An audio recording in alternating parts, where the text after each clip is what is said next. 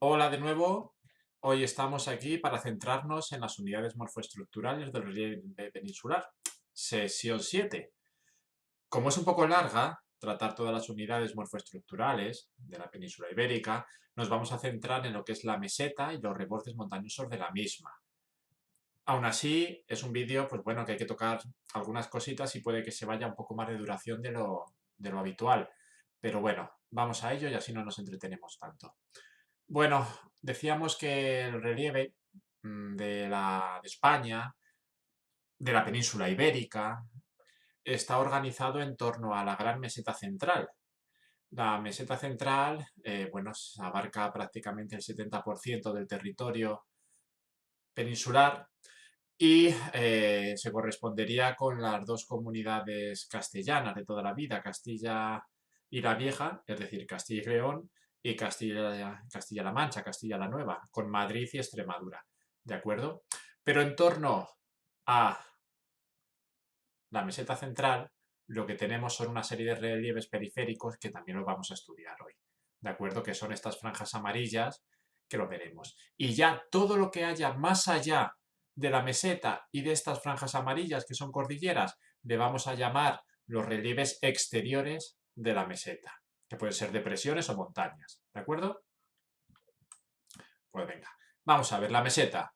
Aquí lo tenemos. La meseta es la causante de que España tenga una elevada altitud media, equivalente casi a la de Suiza, ¿de acuerdo? Un país alpino, supermontañoso. España no es que sea un país con unas grandes crestas montañosas o que todo sea una estación de esquí, pero sí tiene una elevada altitud media, fruto especialmente de esa evolución geológica que ha dado lugar pues a que haya una meseta, mmm, herencia del zócalo herciniano del Paleozoico, ¿de acuerdo? Entre 600 y 800 metros. Cuidado, hay una diferencia entre la submeseta norte, que es la que abarcaría, aquí lo vemos, Castilla y León, que es más alta, en torno a 800 metros, 900, incluso 1000 metros tienen ciudades como Segovia y Ávila, y luego la submeseta sur, que es un poquito más baja, que estamos en torno a los 650, 700 metros. 700 metros es la altitud que tiene Alcorcón, por ejemplo, Madrid. ¿Qué le sucedió? Bueno, pues ahí lo tenemos. Es el antiguo zócalo herciniano, formado en la era primaria, pero que quedó arrasado completamente antes incluso de empezar la era secundaria. Entonces, al quedar arrasada, se convirtió en penillanura que estaba basculada, es decir, inclinada hacia lo que es el Mediterráneo, que se llamaba Mar de Tetis, y en sus bordes se depositaron los sedimentos marinos de caliza durante todo el secundario, que luego van a ser plegados, ¿eh? Pero ¿qué le va a pasar a esta meseta?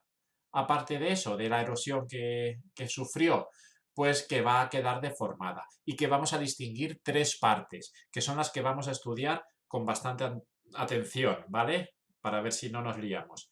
Una, el zócalo paleozoico, las sierras interiores y tres, las cuencas sedimentarias interiores. Hay que sabérselo bien, chicos. Es nuestro territorio, hay que manejarlo, hay que controlarlo y por eso mismo vamos a centrarnos ya en lo que es el zócalo paleozoico. Estas son las piedras que se pueden ver a simple vista todavía, cuyo origen se remonta a la orogenia herciniana, cuando colisionaron los dos macrocontinentes para formar el Pangea. Estas piedras no han quedado cubiertas por materiales del terciario, no han quedado rellenadas, están todavía a simple vista. Bien porque no se depositaron nunca esos materiales sedimentarios, o bien porque han sido barridos por la erosión. Lo que es verdad es que si andamos por estos territorios, que son los que están en la línea, en la raya portuguesa, la penillanura zamorano-salmantina, es decir, la penillanura de Castilla y León y la penillanura extremeña, nos vamos a encontrar con los granitos, las pizarras y los neis. Esto es, materiales silicios del primario. ¿De acuerdo? Entre ellas, la diferencia es que, bueno, en la de Castilla y León predomina el material del granito, mientras que en Extremadura el material, la litología que más aparece es la pizarra. Por lo tanto, la pizarra, al ser más erosionable, va a dar lugar a paisajes más abruptos. Los ríos van a formar mayores tajos, como el propio río Tajo. Entonces, seguimos con el zócalo paleozoico. Fijaros, sería todo este color verde, ¿de acuerdo? Esto ya serían los rellenos sedimentarios, pero estamos centrados todavía en esta parte de la meseta. ¿Qué le pasa? Bueno, pues que ese relieve de penillanura de vez en cuando aparece accidentado por pequeños montes que se les denomina monte isla. Esos monte isla son fruto de la erosión diferencial, esto es, de que hay piedras que surgen, emergen de la tierra con una dureza superior a las del entorno. Decíamos que en Extremadura hay mucha pizarra, pues de repente si aparece cuarcita que es mucho más dura, la erosión lo va a dejar en resalte y va a quedar aislada como una isla en mitad del océano. Pues lo mismo, por eso se llama monte isla. Y luego, por otro lado, en el lugar donde confluye el macizo, el zócalo paleozoico que estamos estudiando, con la cuenca sedimentaria, es decir, de sedimentos arcillosos del terciario, el río o los ríos, cuanto más caudal tengan, más lo van a hacer, se van a encajar en el terreno. Eso es lo que le sucede al río Duero, en un lugar que se llama Los Arribes del Duero, ¿vale? En la frontera con Portugal, que forma profundos tajos, y al río Tajo, que por eso se llama Tajo, porque va cortando el relieve en la penillanura de esta manera, ¿de acuerdo? También se le puede conocer como gargantas, ¿de acuerdo? Arribes, tajos o gargantas.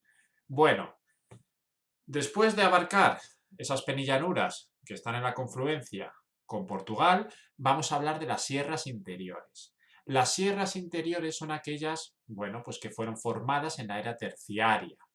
Sí, pero utilizando materiales antiguos del viejo zócalo paleozoico, que por esa presión que ejerció África desde el sur va a romper a la meseta, y entonces esos relieves van a emerger, van a generar ese paisaje del cual ya hemos hablado de Horst y Graben, zócalos, ¿vale? Y pilares tectónicos, es decir, zonas altas y zonas bajas. Bueno, rocas, por lo tanto, si estamos hablando de que es el viejo zócalo paleozoico, rocas silíceas del primario, granito, pizarras y neises, ¿vale? Y están las formas, las cumbres no son muy picudas, sino son redondeadas. Acordaros que son la propia erosión, o sea, perdonad, la propia superficie de penillanura que queda en resalte debido a esas fuerzas, que la emergen desde lo que era la base de la penillanura. Entonces, ¿qué dos sierras tenemos o cordilleras? Bueno, el sistema central y los montes de Toledo. El sistema central, queridos alumnos, va prácticamente desde el centro de lo que es la meseta de la península, entre las provincias de Soria, Guadalajara y bueno, y Madrid, y se extiende siguiendo una cremallera de sierras hasta prácticamente Lisboa.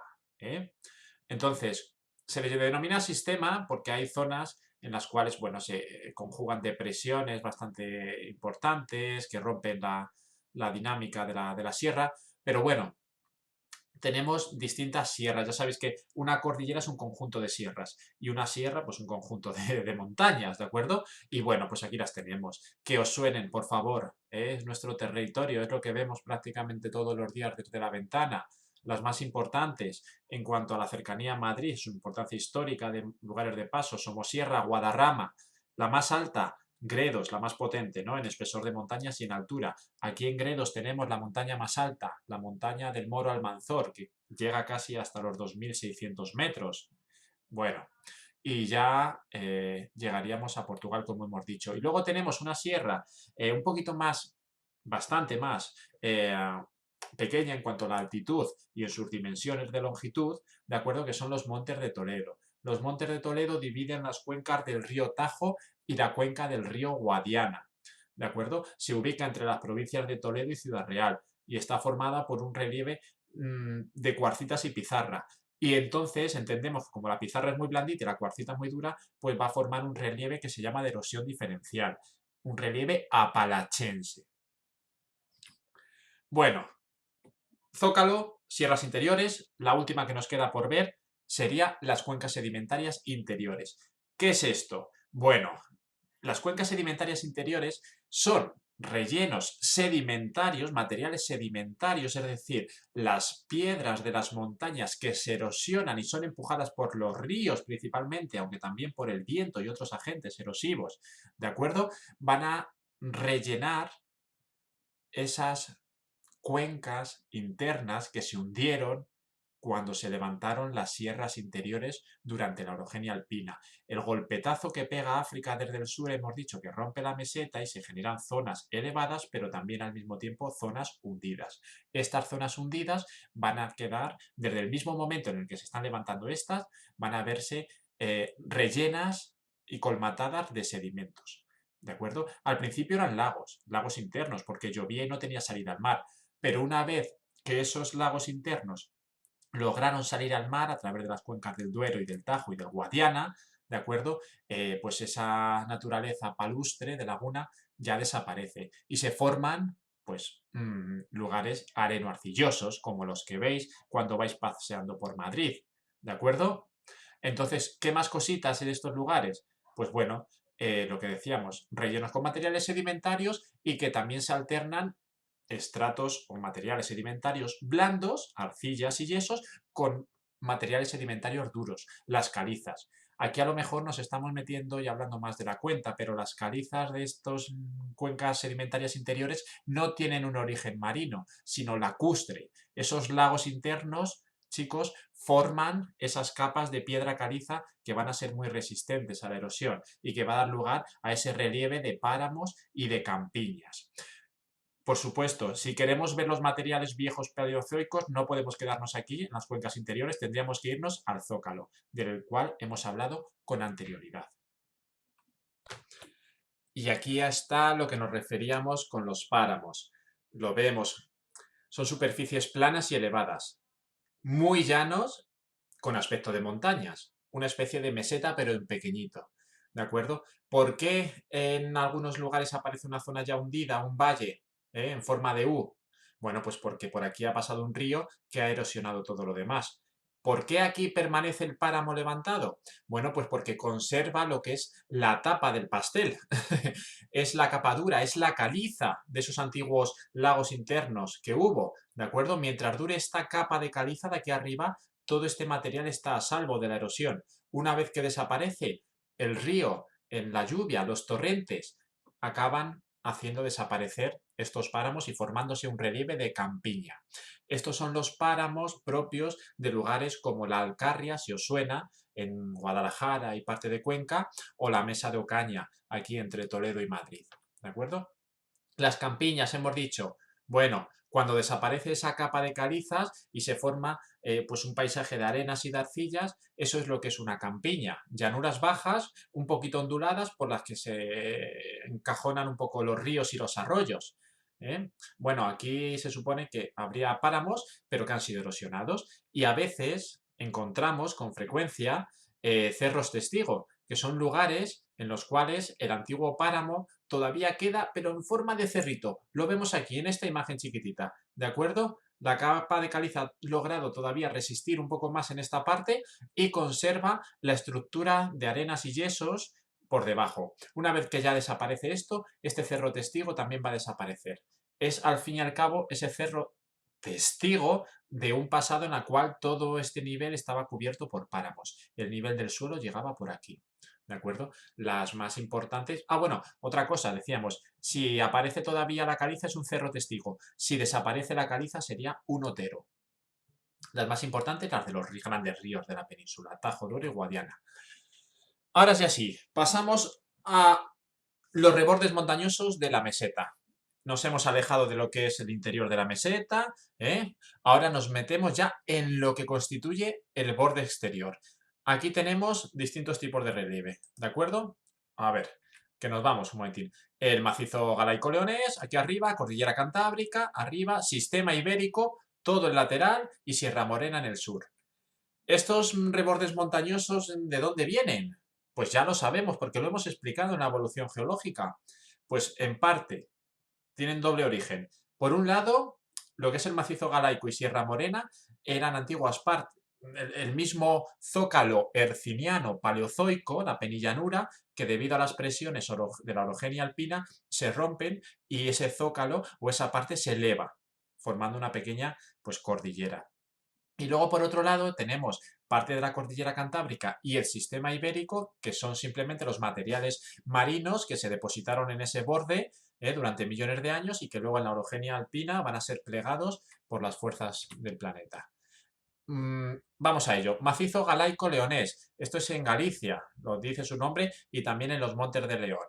A ver, esto es el zócalo paleozoico que va a quedar emergido con respecto a otras partes de la meseta. Es parte del propio zócalo, decimos, repetimos, que se levanta, se rompe por un montón de líneas de fractura, de fallas, y se eleva, formando pues un paisaje pues muy redondeado, muy suave, de poca altura, pero elevado, principalmente de piedra granítica. Sierras más importantes del macizo galaico, Segundera, Cabrera y Ancares. Montaña más alta, Cabeza de Manzaneda, por donde nace el río Miño. Cordillera Cantábrica, aquí tenemos dos partes muy diferenciadas, pero muy diferenciadas, ¿eh? De hecho, hay gente que les llama, que dicen que no debe llamarse Cordillera Cantábrica a todo, sino, por un lado, se le debe de llamar a esta parte macizo asturiano y a esta sí la Cordillera Cantábrica. El caso es que, ¿en qué se diferencian? Bueno, pues que el macizo asturiano le pasa lo mismo que al eh, macizo galaico. Es parte del viejo zócalo paleozoico que ha quedado levantado, mientras que este tiene un origen distinto, esta parte, ¿no? Que ya sería Cantabria. Esto es Asturias y esto es Cantabria. Esta parte simplemente serían los sedimentos del secundario, del Mesozoico, depositados por el mar, que se pliegan en la orogenia alpina. Por lo tanto, son dos lugares de la misma cordillera muy diferenciadas, ¿de acuerdo? Eh, el sector oeste, el que está pegado a Galicia, el que está en Asturias, ahí lo tenéis, lo que os he comentado. Paleozoico y bloque del zócalo levantado. Tiene lo mismo que los Montes de Toledo, erosión diferencial. Da lugar a relieve apalachense, ya sabéis, rocas más duras y rocas más blandas.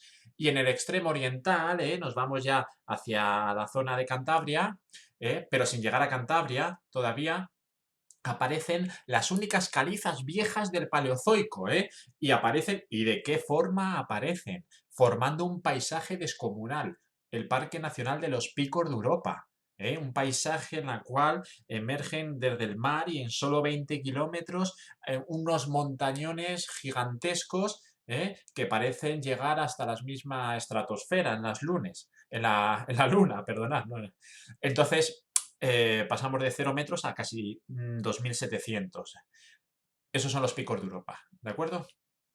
Y luego tenemos en el otro lado el sector de la montaña cantábrica, que no nos vamos a entretener más, pero que ya lo decíamos, calizas plegadas durante la orogenia alpina, fruto de aquellas que se depositaron en el secundario por el mar. Otro relieve más de borde, el sistema ibérico. El sistema ibérico se le considera una cordillera intermedia. Lo explicamos, pero lo recuerdo. Cordillera intermedia es aquella que se depositaron sedimentos de origen marino encima del zócalo. Entonces los espesores de sedimentos de caliza no son tan grandes como los geosinclinales, ¿vale? Pero sí que son relativamente, bueno, abundantes. Es por eso que encontramos partes en el sistema ibérico de piedra caliza, prácticamente todo, pero en algunas zonas en las que la piedra caliza se ha erosionado aparece el zócalo que hay debajo, Es una cordillera intermedia. Bueno, tiene dos partes. La parte, digamos, que sigue una dirección noroeste-sureste, que son las sierras más altas del sistema ibérico. Son las sierras del Moncayo y las sierras de Urbión, donde nace el río Duero. Y el Moncayo, donde se iba allí el poeta Bécquer, al monasterio de Veruela, a componer esos maravillosos poemas románticos. Bueno, ¿y luego qué le pasaría después de esta primera zona? Bueno, pues que entramos en una depresión, la fosa de Calatayud, que estaría por aquí, y desde ahí aparecen dos ramales. Uno por el interior, más cercano a la meseta, y otro tirando hacia el mar. Se le llama al del interior la rama castellana, con las sierras de Albarracín y la serranía de Cuenca, calizas, ¿vale? Y el de la rama aragonesa con las sierras importantes de Gúdar y Javalambre, ¿de acuerdo? En el río, en la sierra de Albarracín, Montes Universales, nacen el río Tajo, el Júcar, el Turia y unos cuantos más, ¿eh? Un lugar muy interesante, geográficamente hablando. Por otro lado, y ya terminando, la Sierra Morena, ¿no? La Sierra Morena del bandolero andaluz allí metido entre los jarales y la Sierra Morena del Quijote, donde se refugia allí huyendo de la justicia. Bueno, Sierra Morena está entre Castilla-La Mancha y Andalucía y hemos dicho que es como el macizo galaico, materiales paleozoicos que el zócalo se rompe por las presiones orogénicas y queda en resalte. Entonces es un brusco escalón sobre todo si se mira desde Andalucía, que parece una sierra mucho más grande de lo que es si se mira desde Ciudad Real, que parecen nada, unas suaves lomas. Es decir, hay mucha diferencia en Sierra Morena si la miras de un lado o de otro. Entonces, rocas paleozoicas se llama morena porque son rocas muy oscuras, pero principalmente porque la vegetación, el tipo de jaral, jara pringosa, bueno, matorral mediterráneo, es también tirando a moreno, a oscuro, y de ahí el nombre. Las sierras más importantes, las sierras de Madrona, la Sierra Madrona y Aracena, también de relieve apalachense, ¿de acuerdo?